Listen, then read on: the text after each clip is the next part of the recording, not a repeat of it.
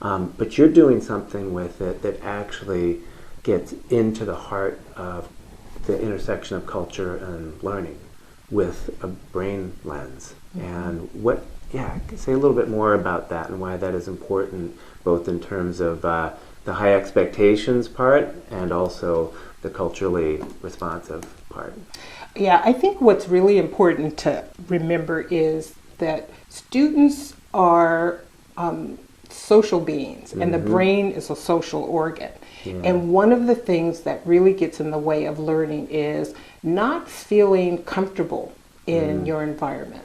And so this is that social emotional component that a lot of people are talking about. And it is so key to culturally responsive teaching. So in the book, I really try to devote time to showing that connection between the brain's focus on connecting with others. And it is fierce in its protection of that social connection. If it feels that it's threatened, there's mistrust, someone is actually going to be socially humiliating me or demeaning me or making me feel bad about myself, the brain will actually disengage.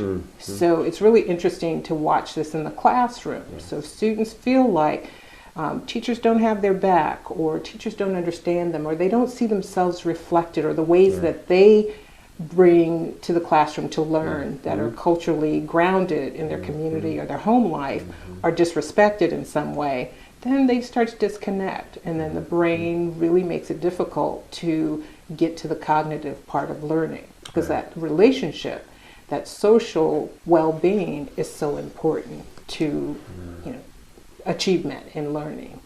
So what becomes a vicious cycle then can actually get shifted to a virtuous cycle, if you will. It really can, and it really is. The teacher is a linchpin. So it doesn't really matter what your own cultural background is. It doesn't matter what your own racial background is. What it matters is that you understand where you're positioned and how students perceive you.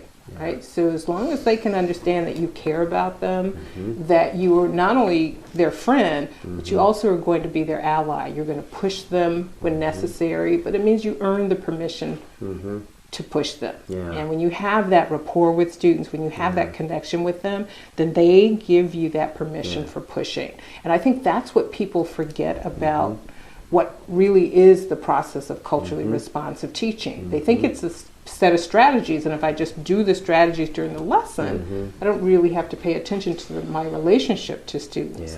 But it's just the opposite, because students come from cultures where relationships are at the core.